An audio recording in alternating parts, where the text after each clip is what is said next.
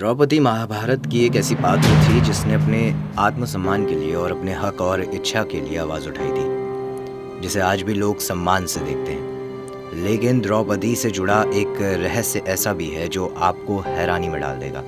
आज की इसी वीडियो में हम आपको उसी रहस्य के बारे में बताएंगे।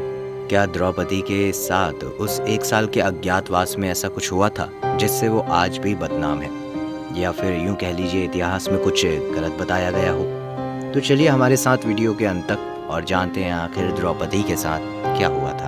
बहुत से ऐसे सवाल हैं जिसका उठना वाजिब है, क्योंकि महाभारत काल में ऐसी घटना घटी है जिसका सोचना भी आज के यानी कलयुग में भी संभव नहीं है। द्रौपदी भारत की पहली महिला है जिसके 5 पति थे, या वह 5 पुरुषों के साथ रमण करती थी।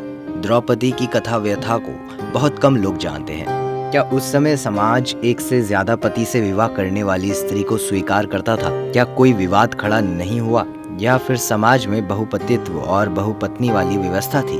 द्रौपदी को द्रौपदी इसलिए कहा जाता है क्योंकि वे राजा द्रुपद की पुत्री थी। उन्हें पंचाली इसलिए कहा जाता था कि राजा द्रुपद पंचाल देश के राजा थे।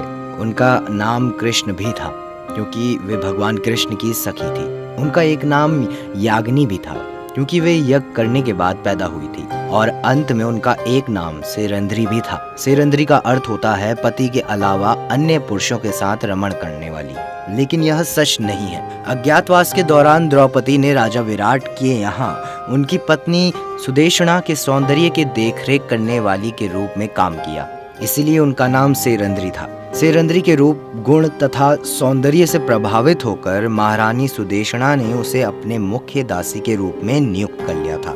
कुछ लोग कहते हैं कि वे राजा विराय के राज्य में सुगंध और इत्र बेचती थी, इसीलिए उसे सेरंद्री कहा जाता था। बताते हैं कि 12 वर्षों के वनवास के बाद पांडवों ने अज्ञातवास में मत्स्य देश के राजा विराट के राज्य में समय व्यतीत किया था। 5 ने अपनी योग्यता अनुसार राजा के यहाँ अलग अलग कार्य को संभाला था।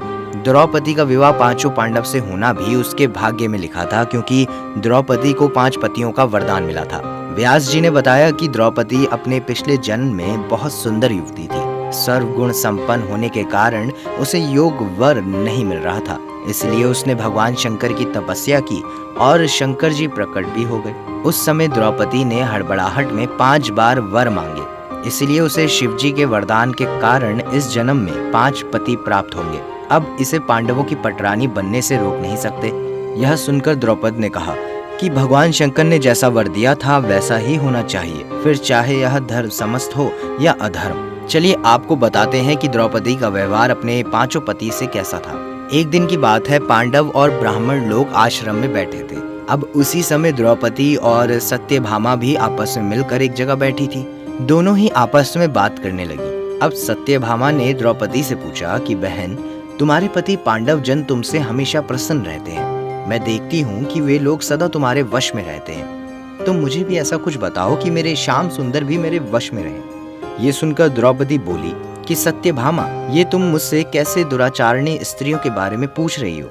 जब पति को यह मालूम हो तो वह अपनी पत्नी के वश में नहीं हो सकता। तब सत्यभामा ने कहा, तो आप बताइए कि आप पांडवों के साथ कैसा आचरण करती हैं? सुनो सत्यभामा, मैं अहंकार और काम क्रोध को छोड़कर बड़ी ही सावधानी से सब पांडवों की स्त्रियों सहित सेवा करती हूँ। मैं ईर्ष्या से दूर रहती हूँ, मन को काबू में रखकर कटु भाषण से दूर रहती हूँ, किसी के भी समक्ष असभ्यता से खड़ी नहीं होती हूँ, बुरी बातें नहीं करती हूँ और बुरी जगह पर नहीं बैठती।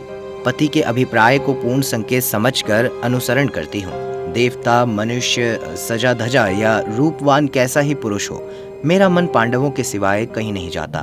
उनके स्नान किए बिना मैं स्नान नहीं करती, उनके बैठे बिना मैं स्वयं बैठती नहीं। जब जब मेरे पति घर में आते हैं मैं घर साफ रखती हूँ, समय पर भोजन कराती हूँ, सदा सावधान रहती हूँ। घर में गुप्त रूप से अनाज हमेशा रखती हूँ। मैं दरवाजे के बाहर जाकर खड़ी नहीं होती हूँ। पति देव के बिना अकेले रहना मुझे पसंद नहीं है। साथ ही सास ने मुझे जो धर्म बताए मैं सभी का पालन करती हूँ, सदा धर्म की शरण में रहती हूँ। मित्रों, उम्मीद है आपको हमारी ये वीडियो पसंद आई होगी। अगर हाँ तो वीडियो को लाइक करें, शेयर करें और कमेंट बॉक्स में जय श्री कृष्णा जरूर लिखें।